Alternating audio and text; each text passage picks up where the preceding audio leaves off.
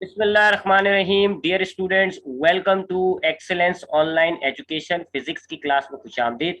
Physics में आज हम एक नया चैप्टर शुरू कर रहे हैं, चैप्टर नंबर 16। इसका नाम है इलेक्ट्रोमैग्नेटिक वेव्स एंड इलेक्ट्रॉनिक्स। इस चैप्टर में दो हिस्से हैं। पहले हिस्से के अंदर हम बात करेंगे कि ये जो इलेक्ट्रोमैग्नेटिक वेव्स होती हैं ये क्या होती हैं, कैसे बनती हैं और इनकी क्या कैरेक्टरिस्टिक्स होती है।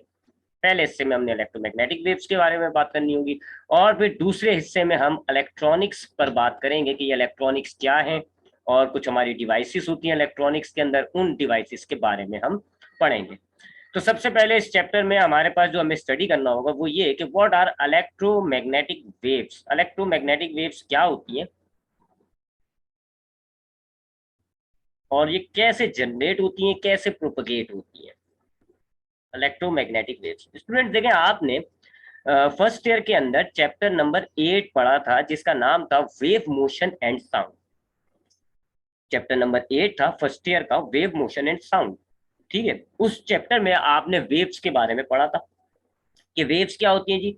वाइब्रेशंस अगर आपकी ट्रेवल करना शुरू कर जाए, इसको आप कह रहे होते हैं वेव। मिसाल के तौर पे अगर आपके पास ये एक रस्सी है, सपोज करें ये आपके पास एक रस्सी है और आप यहाँ पर इस ए पॉइंट पर यहाँ वाइब्रेशन क्रिएट करें। जब आप इस ए पॉइंट पर वाइब्रेशन क्रिएट करेंगे तो ये वेव जो है वो कुछ, ये जो रस्सी है ये यहाँ से कुछ ऐसी शक्ल इख्तियार कर लेगी। यहाँ आपने क्या अप्लाई किया है जी, यहाँ आपने क्या किया है, वाइब्रेशन क्रिएट की है। यहाँ पहले आप रस्सी को ऊपर लेके गए, फिर वापस रस्सी को ए पॉइंट पर लेकर आए, फिर वापस आप रस्सी को नीचे लेके गए। जैसे कि यूं कह लो, आप ए से पहले आप बी पॉइंट पर लेके गए रस्सी को, फिर बी से वापस ए पर लाए, फिर ए से आप इस सी पॉइंट पर लेके गए, फिर सी से वापस ए पर लाए। अब हमने ये उस चैप्टर में पढ़ा है कि ये वाइब्रेशन कहलाती है कि अगर आपका ऑब्जेक्ट मीन पोजीशन पर बार बार आना जाना करे, ये मीन पोजीशन है, ये मीन पोजीशन से गया, फिर ये वापस मीन पोजीशन पे आ गया, फिर ये मीन पोजीशन से दूसरी जगह गया, फिर वापस मीन पोजीशन पे आ गया, इसको आप कहते हो वाइब्रेशन, वाइब्रेटरी मोशन या वाइब्रेशन। ठीक है, तो अगर आपके पास ये एक रस्सी है और आपने यहाँ वाइब्रेशन क्रिएट की है, आपने इस हिस्से पर वाइब्रेशन क्रिएट की है, तो आप क्या ऑब्जर्व करोगे कि ये वाइब्रेशन यहाँ नहीं रहेगी, बल्कि ये वाइब्रेशन अब ट्रेवल करेगी। थोड़ी देर बाद आपको ये वाइब्रेशन जो है वो आपको यहाँ नजर आएगा। ये जो लूप बना है ये आपको यहाँ नजर आएगा। थोड़ी देर बाद आपको ये लूप जो है वो आपको यहाँ बना हुआ नजर आएगा। थोड़ी देर बाद जो है ये लूप आपका ट्रांसफर होकर बिल्कुल आखिर में आ जाएगा। यानी कि वाइब्रेशन जो ट्रेवल कर रही है, अगर वाइब्रेशन किसी मटेरियल में आपने अप्लाई की है और वो ट्रेवल करना शुरू कर दे, उसको आप कह रहे होते हैं वेव्स। वेव्स क्या है जी, periodic vibrations that travel, that propagate is called waves. कि वाइब्रेशंस अगर आप पीरियोडिक मतलब बार बार एक खास टाइम बाद वाइब्रेशंस देते रहें, एक बार तो नहीं देंगे, आप बार बार देते रहेंगे। तो अगर आप बार बार किसी ऑब्जेक्ट में वाइब्रेशन क्रिएट करते हैं और वो वाइब्रेशन प्रोपगेट करे, प्रोपगेट मतलब ट्रेवल करे, इसको आप कहते हैं वेव। मिसाल के तौर पे ये आपके पास पानी है जी, बिल्कुल साकिन पानी।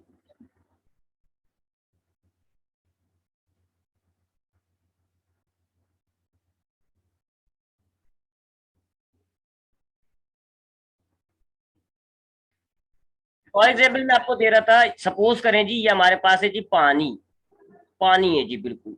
अब यहाँ पर आप इस ए पॉइंट पर एक पत्थर फेंक दें तो आप क्या ऑब्जर्व करेंगे, यहाँ पानी में रिपल्स पैदा होंगे, यानी कि वही वाइब्रेशन। पानी की ये जो ए पॉइंट पर जो पानी है वो पहले नीचे जाएगा, फिर वापस ए पे आएगा, फिर ऊपर, वाइब्रेशन क्रिएट होगी और फिर ये रिपल आपको ट्रेवल करती हुई नजर आएगी जी। ये रिपल आपके ऐसे ट्रेवल करती हुई किनारे तक आएगी, आप क्या कहोगे, इट इज अ वेव। क्योंकि आपने ए पॉइंट पर वाइब्रेशन क्रिएट की है और वो वाइब्रेशन ट्रेवल हो रही है जी आगे जा रही है, इसको आप कह रहे होते हैं वेव्स। फिर मैंने ये भी बताया था कि वेव का मकसद क्या होता है जी। वेव आपकी एक जगह से दूसरी जगह एनर्जी ट्रांसफर कर रही होती है। ये जो आपने यहाँ ए पॉइंट पर ये जो वाइब्रेशन क्रिएट की है, एक्चुअल में यहाँ आपने एनर्जी अप्लाई की थी अपने हाथों से। आप अपने हाथों से यहाँ ए पॉइंट पर एनर्जी अप्लाई करते हो, यहाँ एनर्जी आ गई है जी, इस ए हिस्से पर एनर्जी स्टोर हुई हुई है and that vibration, that wave carry this energy. ये जो आपने ए पॉइंट पर एनर्जी अप्लाई की है, ये जो वेव है ये आपकी इस एनर्जी को इस पॉइंट से इस पॉइंट पर लेके गई है। तो ये वेव का मकसद होता है कि आपने वाइब्रेशन में, वाइब्रेशन पैदा करने के लिए जो एनर्जी अप्लाई की हुई है वो आपकी उस वाइब्रेशन में स्टोर हो जाती है। और फिर आप जब आगे जाएंगे तो ये वाइब्रेशन जब वेव जो है आगे जाएगी तो आपकी वो एनर्जी आगे भी जा रही होती है। तो व्हाट इज वेव्स?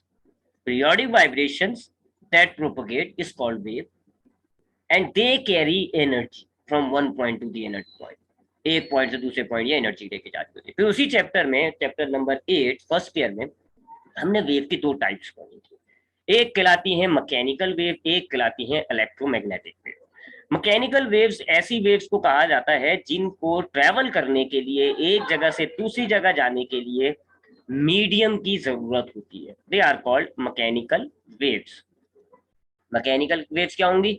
ऐसी वेव जिनको ट्रेवल करने के लिए मीडियम की जरूरत होगी।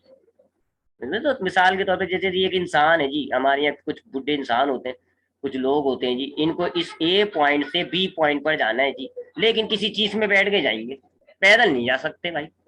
कोई मीडियम चाहिए, कोई साइकिल होगी, कोई गाड़ी होगी, कोई बाइक होगी, उस पे ये सब तशरीफ रखेंगे और फिर ये ए से बी जाएंगे। बगैर मीडियम के ये ट्रेवल नहीं कर रहा है, ये जिद करके बैठे हुए। इसी तरह की होती है मैकेनिकल वेव्स।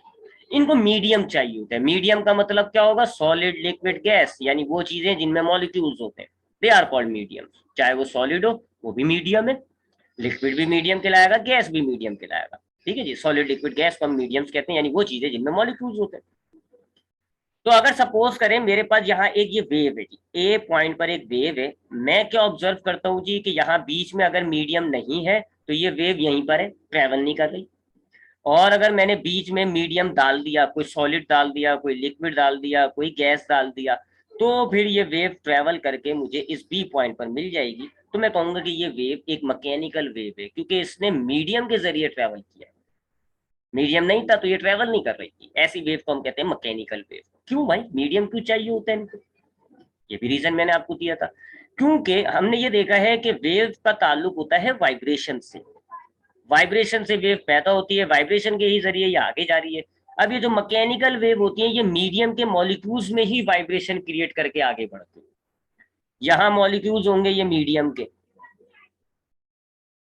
यहाँ मॉलिक्यूल्स होंगे मीडियम के। तो अब ये जो मैकेनिकल वेव्स हैं, ये इनका बिहेवियर ऐसा क्यों है? क्योंकि ये मीडियम के मॉलिक्यूल्स में वाइब्रेशन पैदा करती हैं। ये मीडियम डाला, ये उसके मॉलिक्यूल्स हैं, ये इन्हीं को ही वाइब्रेट करती हैं। ये जो मॉलिक्यूल्स है मीडियम के, ये ही ऊपर नीचे डांस करना शुरू करेंगे जी, और फिर ये वेव आपकी ट्रेवल करेगी। ठीक है, सो ये मीडियम मैकेनिकल वेव्स कहलाती है। ऐसी वेव जिनको ट्रेवल करने के लिए, एक जगह से दूसरी जगह जाने के लिए मीडियम की जरूरत होती है। Why? Because they create vibration in the molecules of the medium. मिसाल के तौर पे आपकी जो साउंड वेव वगैरह है, ये मैकेनिकल वेव है। उस चैप्टर में हमने साउंड वेव को ही डिस्कस किया था।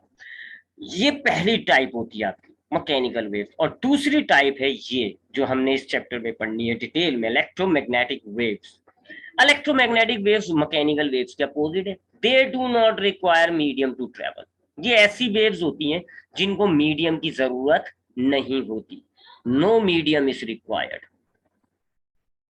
ये ऐसी वेव्स हैं जिनको एक जगह से दूसरी जगह जाने के लिए मीडियम की जरूरत नहीं होती।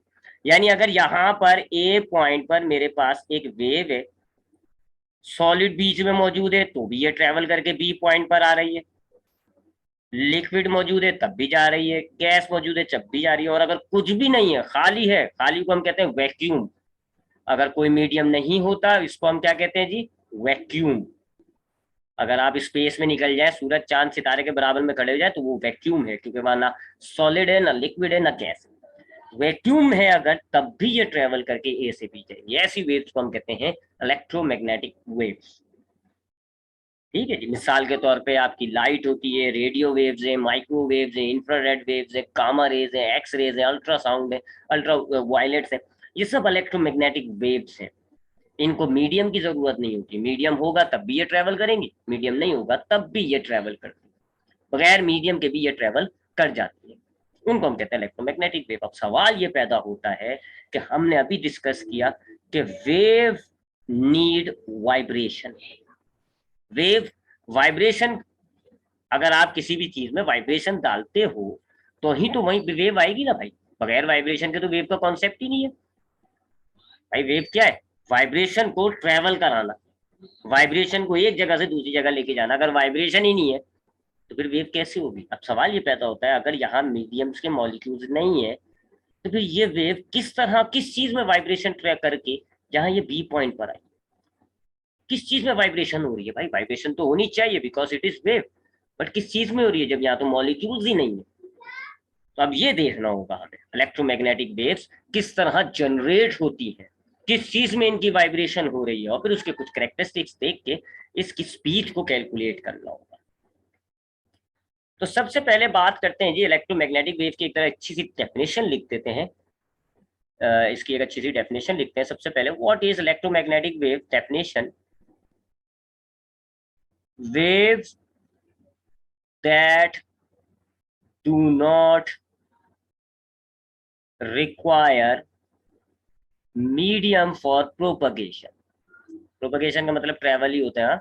मीडियम फॉर प्रोपगेशन, वो वेव जिनको ट्रेवल करने के लिए, प्रोपगेट करने के लिए मीडियम की जरूरत नहीं होती, उनको हम कहते हैं इलेक्ट्रोमैग्नेटिक वेव्स।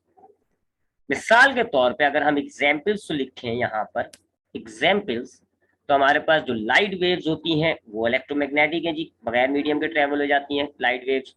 इंफ्रारेड वेव्स होती हैं जो जिनके अंदर हीट मौजूद होती है जी, वो रेडियो वेव जिनसे हम अपनी जो है वो कम्युनिकेशन वगैरह करते हैं। माइक्रोवेव जो हमारे खाना वाना गर्म करने में यूज होती हैं जी। इसी तरह गामा रेस जो कि बड़ी खतरनाक होती हैं, एक्सरे वगैरह, they are the examples of the electromagnetic wave. अब सवाल ये पैदा होता है कि ये किस तरीके से जनरेट हो रही है जी, इनकी प्रोपगेशन वगैरह कैसे हो रही है, जनरेशन एंड प्रोपगेशन। अब हम क्या देखने जा रहे हैं, ये जनरेट कैसे होती है, जनरेशन, और ये प्रोपगेट कैसे करती हैं, आगे कैसे बढ़ती हैं। इन्हीं में हमारी उस बात का जवाब भी छुपा हुआ है कि वाइब्रेशन किस चीज में हो रही है। अब देखिए जी, यहाँ थोड़ा पुराना कॉन्सेप्ट रिपीट करना पड़ेगा। हमने चैप्टर नंबर 14 में जो हमने 2 चैप्टर पहले पढ़ा था, चैप्टर नंबर 14 नाम था उसका मैग्नेटिज्म एंड इलेक्ट्रोमैग्नेटिज्म। उसमें हमने ये देखा था कि अगर मेरे पास ये एक चार्ज है जी, लेट्स से ये एक चार्ज है, कोई से भी चार्ज कह लो आप, पॉजिटिव चार्ज कह लो, नेगेटिव चार्ज कह लो, और ये रेस्ट में है जी। एक मिनट रुकिएगा जरा, ये एरर आने वाला है ना, ये खत्म करूंगा पहले। हाँ, सपोज करें ये मेरे पास एक चार्ज है और ये है जी इन दी स्टेट ऑफ रेस्ट, रुका हुआ है। तो हमने ये चैप्टर नंबर 14 में पढ़ा था कि इसके पास इलेक्ट्रिक फील्ड मौजूद होगी, ओनली इलेक्ट्रिक फील्ड मौजूद होगी, और वो भी कैसी होगी, constant, constant fix electric field होगी इसकी। ठीक है जी, जैसे कि अगर यहाँ पर इस पॉइंट पर इसके इलेक्ट्रिक फील्ड की वैल्यू जो है सपोज करें आ रही है जी 5 न्यूटन पर मीटर, ठीक है, 5 न्यूटन पर कॉलम आ रही है सपोज करें इस एक्स मार्क पे, तो 1 घंटे बाद जब मेजर करूंगा तब भी इतनी आ रही होगी, 5 न्यूटन पर कॉलम। ठीक है, फिक्स इलेक्ट्रिक फील्ड मौजूद होती है जब एक एक चार्ज आपके पास स्टेट ऑफ रेस्ट में होता है। ये मैं आपको वैसे बता चुका हूँ चैप्टर नंबर 14 में कि रेस्ट में है, मोशन में है, तो फिर क्या मामला होता है, दोबारा बता रहा हूँ मैं। तो अगर आपके पास एक चार्ज मौजूद है, रुका हुआ है, it has only electric field which is constant, वो फिक्स है। उसके बाद अगर यही एक सिंगल चार्ज आपका मूव करने लग जाए जी, सपोज करें इस डायरेक्शन में, चले इस डायरेक्शन में ना करें, ऊपर की डायरेक्शन में ले जाते हैं, इस डायरेक्शन में ये मूव कर रहा है, अब ये है जी मोशन में है, लेकिन ये एक फिक्स वेलोसिटी के साथ मूव कर रहा है। अभी मैंने उसको मोशन में लाया हूं, लेकिन इसकी वेलोसिटी फिक्स है, कांस्टेंट वेलोसिटी। हम जानते हैं जी जब कांस्टेंट वेलोसिटी होती है तो एक्सेलरेशन 0 होता है। ठीक है, फिक्स रफ्तार से ये जा रहा है, रफ्तार चेंज ही नहीं हो रही है, और रफ्तार के चेंज को आप एक्सेलरेशन कहते हो, तो एक्सेलरेशन नहीं होगा। अगर एक आइसोलेटेड चार्ज, अगर एक चार्ज आपके पास मोशन में है, यूनिफॉर्म मोशन में, जिसको आप कहते हो यूनिफॉर्म मोशन, में लिख भी देता हूँ यूनिफॉर्म मोशन, तो अब इसके पास दो फील्ड होंगी इसके पास। एक होगी इसकी इलेक्ट्रिक फील्ड, क्योंकि ये खुद चार्ज है, इलेक्ट्रिक फील्ड होगी, और एक इसके पास जनरेट हो जाएगी जी मैग्नेटिक फील्ड। ये हमने पढ़ा था कि मोशन अगर चार्ज में आ जाता है तो उसके पास एक मैग्नेटिक फील्ड क्रिएट हो जाती है। और ये भी हमने पढ़ा हुआ है कि इलेक्ट्रिक फील्ड जो है अगर वाई एक्सिस पर है तो परपेंडिकुलर होगी जी मैग्नेटिक फील्ड, यानी मैग्नेटिक फील्ड मैं रेड से ड्रॉ करूंगा तो वो कुछ ऐसी होगी जी, ऐसी परपेंडिकुलर। ठीक है जी, 90 का है, ये ई है, ये बी है जी आपके पास मैग्नेटिक फील्ड, और ये जी आपके पास है इलेक्ट्रिक फील्ड। तो अगर एक चार्ज मूव कर रहा है तो उसके पास इलेक्ट्रिक फील्ड भी होगी, मैग्नेटिक फील्ड भी होगी। अच्छा, इलेक्ट्रिक फील्ड तो इसकी अब वेरिएबल होगी, तब्दील हो रही होगी, अब इसकी इलेक्ट्रिक फील्ड तब्दील हो रही होगी। क्यों? क्योंकि ये मूव कर रहा है जी, सपोज करें इस पॉइंट को ले लें आप, अभी ये पॉइंट चूंकि सोर्स चार्ज से जरा दूर है, तो यहाँ पर जो है इलेक्ट्रिक फील्ड की जो इंटेंसिटी है वो वीक होगी। जैसे ये चार्ज थोड़ा करीब आएगा तो यहाँ फील्ड स्ट्रांग हो जाएगी, है ना। तो अब इलेक्ट्रिक फील्ड वेरिएबल होगी, बट मैग्नेटिक फील्ड फिक्स होगी। मैग्नेटिक फील्ड अब जो आएगी ना इसमें वो कांस्टेंट होगी। क्यों, बता देता हूं मैं अभी आपको। वो कांस्टेंट क्योंकि मैग्नेटिक फील्ड का फॉर्मूला हमने चैप्टर 14 में पढ़ा था। फॉर्मूला होता है मैग्नेटिक फील्ड का, अगर आप फोर्स वगैरह का फॉर्मूला लगाओ उससे निकाल लो आप, फोर्स से B equals to F divided by, और ये सारे वेरिएबल्स जो हैं वो अभी कांस्टेंट है। फोर्स कांस्टेंट होगी, चार्ज की वैल्यू चेंज नहीं हो रही, यूनिफॉर्म वेलोसिटी है, तो सारी वैल्यू इसकी फिक्स है, लिहाजा मैग्नेटिक फील्ड इसकी अभी एक ही जैसी रहेगी, अभी भी कुछ नहीं होगा। चार्ज रुका हुआ है तब भी कुछ नहीं है, इलेक्ट्रिक फील्ड है बस उसके पास। चार्ज अगर यूनिफॉर्म मोशन में जा रहा है तो उसके पास वेरिएबल इलेक्ट्रिक और मैग्नेटिक फील्ड है। अब तीसरा केस क्या है जी, अगर मेरे पास ये चार्ज है जी, यही चार्ज है, ये अब भी मूव कर रहा है जी, सपोज करें उसी डायरेक्शन में, बट अब ये एक्सेलरेटेड मोशन के अंदर, वो अभी भी इसके पास दो फील्ड होंगी। अब ये है एक्सेलरेटेड मोशन में, यानी अब इसकी वेलोसिटी यूनिफॉर्म नहीं है, अब वो तब्दील हो रही है, कभी कम कभी ज्यादा, ठीक है, एक्सेलरेशन आ गया, एक्सेलरेशन मोशन आ गया। अब इसके पास अगेन, क्योंकि ये चार्ज है, इसके पास इलेक्ट्रिक फील्ड होगी, क्योंकि मूव कर रहा है इसके पास मैग्नेटिक फील्ड होगी, क्योंकि अपनी पोजीशन बार बार तब्दील कर रहा है, लिहाजा इसकी इलेक्ट्रिक फील्ड वेरिएबल होगी। और चूंकि अब इसकी वेलोसिटी भी तब्दील हो रही है, एक्सेलरेशन मौजूद है, इसका मतलब है वेलोसिटी तब्दील हो रही है। मैंने अभी आपको बी का फॉर्मूला बताया है, वेलोसिटी से ताल्लुक है, लिहाजा मैग्नेटिक फील्ड भी अब वेरिएबल होगी। यानी कि अब ये वाला जो चार्ज है सी पोजीशन वाला, ये जो सी वाला चार्ज है ना, इसकी अब मैग्नेटिक फील्ड इलेक्ट्रिक फील्ड हर पॉइंट पर डिफरेंट डिफरेंट होती जाएगी। इस पॉइंट पर इसकी इलेक्ट्रिक फील्ड अलग आ रही होगी सपोज कर लें, और मैग्नेटिक फील्ड जो है वो इसकी अलग आ रही होगी। ये जो सपोज करें मैग्नेटिक फील्ड, तो ये जरा डिफरेंट वैल्यूज होंगी। थोड़ी देर बाद जब ये पॉइंट किसी और चार्ज किसी और पोजीशन पे आएगा तो अब इसके इलेक्ट्रिक फील्ड भी चेंज हुई भी होगी, मैग्नेटिक फील्ड भी चेंज हुई होगी। ठीक है जी, इलेक्ट्रिक फील्ड मैग्नेटिक फील्ड दोनों वेरिएबल कर रही है।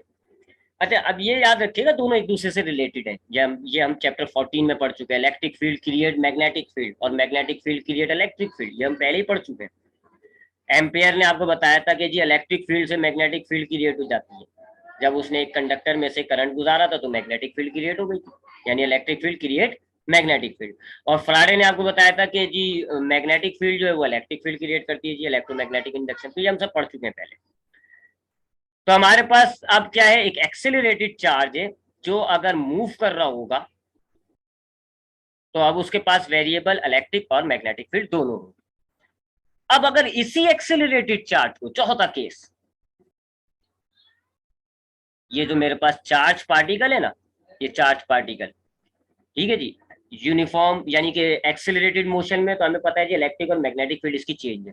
लेकिन अब मैं इसको वाइब्रेट कराऊं, अगर इस चार्ज को मैं वाइब्रेट कराऊं, वाइब्रेट का मतलब होगा कि मैं इसको सपोज करें पहले मैं इसको ऊपर ले गया, ठीक है जी, फिर उसके बाद में इसको वापस नीचे ऐसे ला वाइब्रेट करना शुरू कर दूं, जैसे हम रस्सी में वाइब्रेशन क्रिएट करते ना।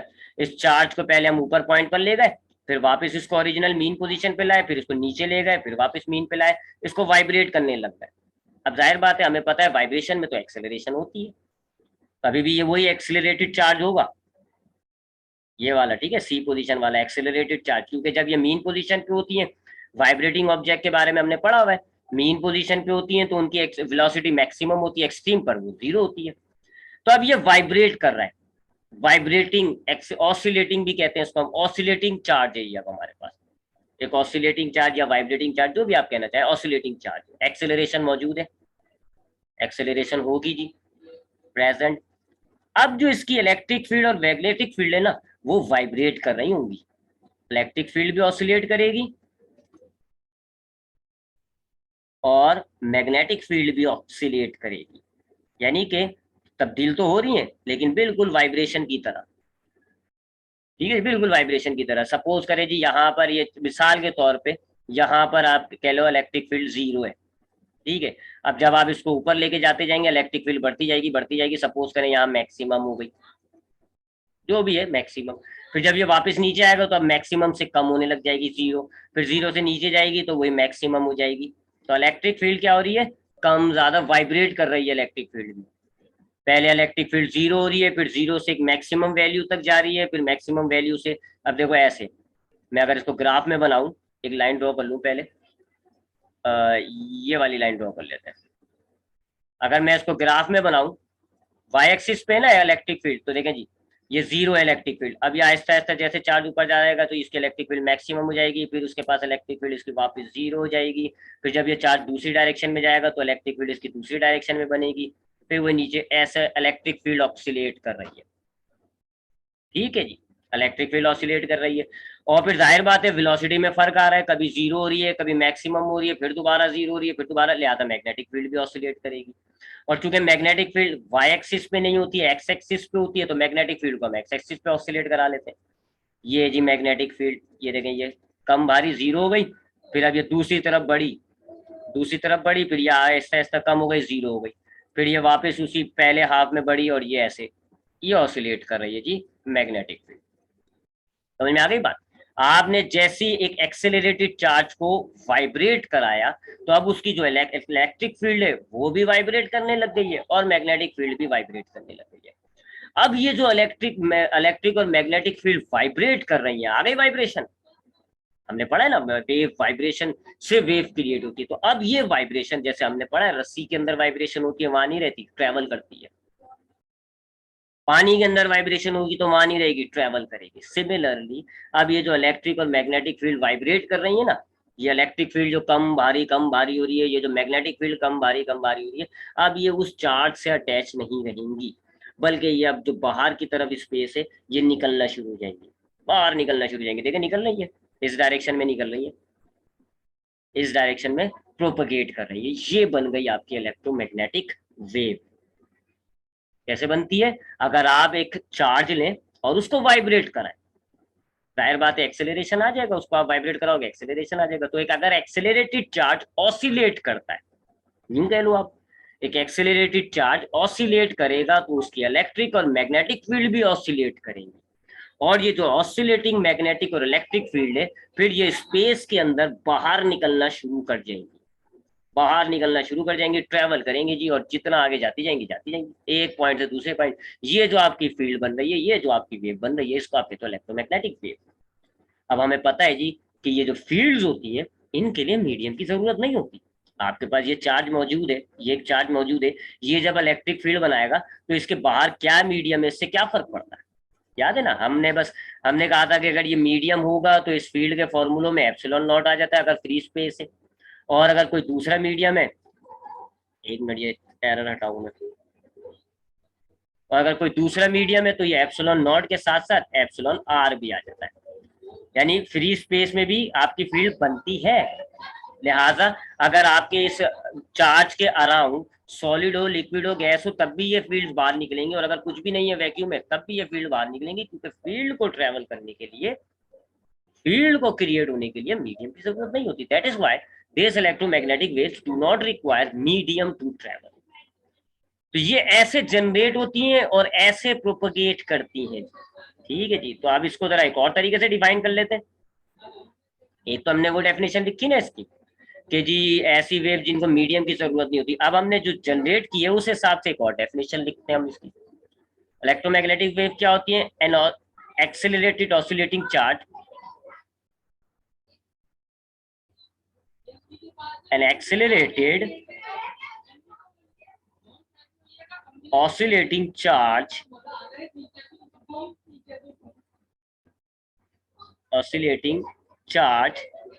create oscillating electric and magnetic field। एक एक्सेलरेटेड चार्ज जो ऑसिलेट कर रहा है वो क्या करेगा, वो एक ऑसिलेटिंग इलेक्ट्रिक फील्ड और मैग्नेटिक फील्ड क्रिएट करेगा, विच प्रोपगेट इन स्पेस, जो कि आगे स्पेस में निकलना शुरू हो जाएंगी, propagate in space and constitute electromagnetic waves, और वो इलेक्ट्रोमैग्नेटिक वेव्स बना देती है। सो ये हो गया जी इलेक्ट्रोमैग्नेटिक वेव की डेफिनेशन, एग्जांपल्स एंड ये किस तरह जनरेट और प्रोपेगेट होती है। कुछ कम उसकी करेक्टरिस्टिक्स की बात कर लेते हैं जी, कुछ खूबियों की बात कर लेते हैं। 2-4 खूबियां तो हमने बता ही दी आपको। ये जो इलेक्ट्रोमैग्नेटिक वेव्स हैं इनकी कुछ करेक्टरिस्टिक्स की बात करते हैं। पहली करेक्टरिस्टिक,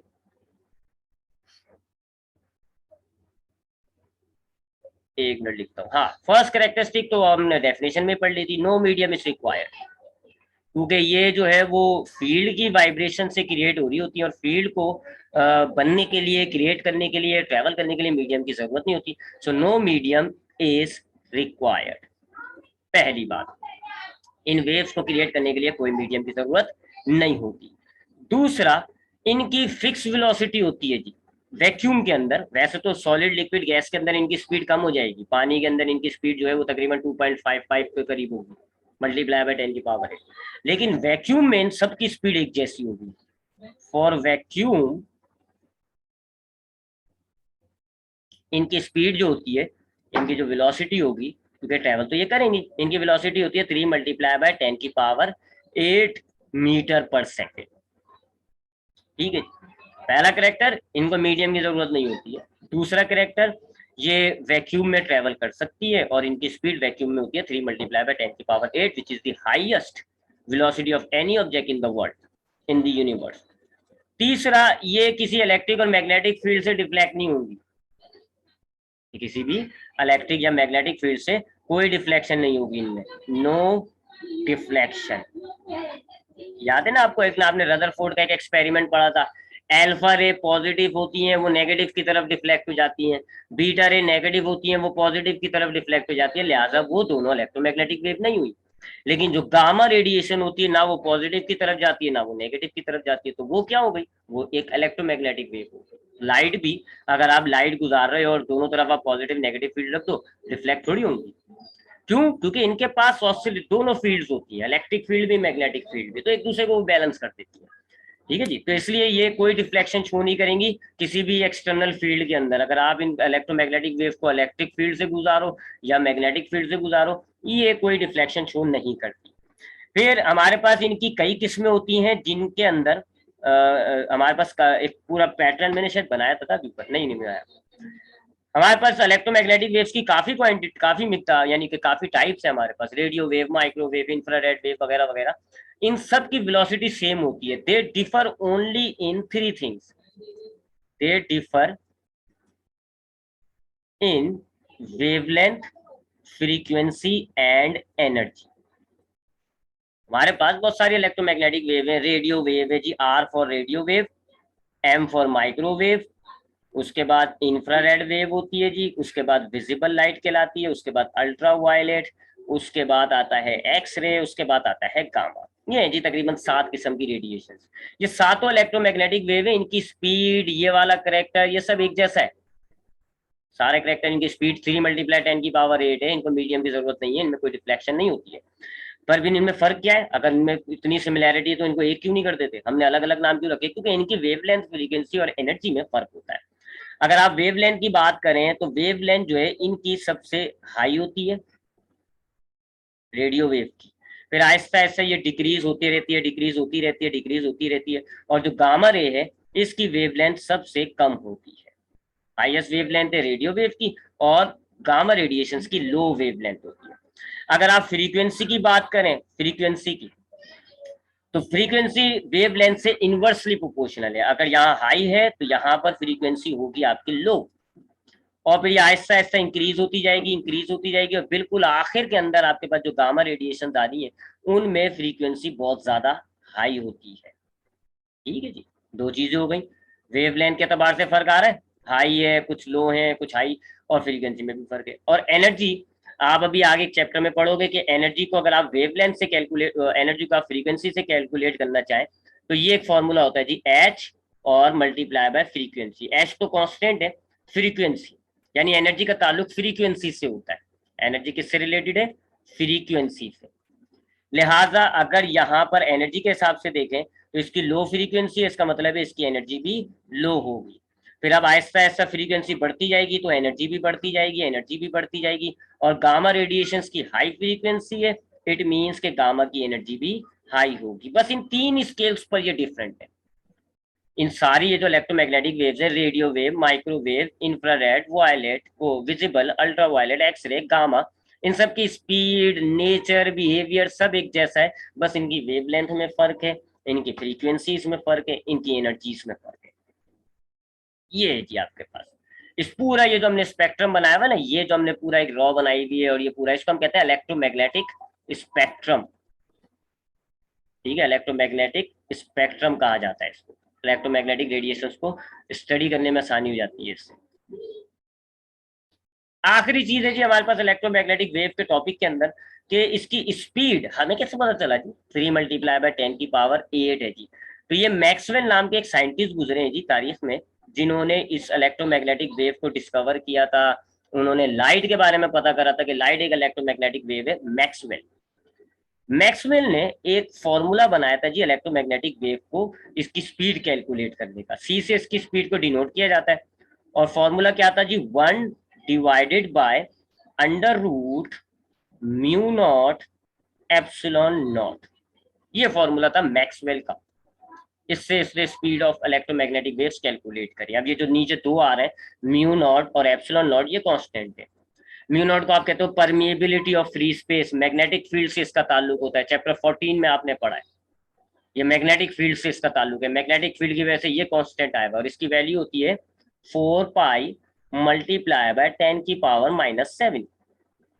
और ये एप्सिलॉन नॉट है, इसको आप कहते हो परमिटिविटी ऑफ फ्री स्पेस, और इसका ताल्लुक इलेक्ट्रिक फील्ड से होता है, और इसकी वैल्यू है 8.85 मल्टीप्लाई 10⁻⁻12।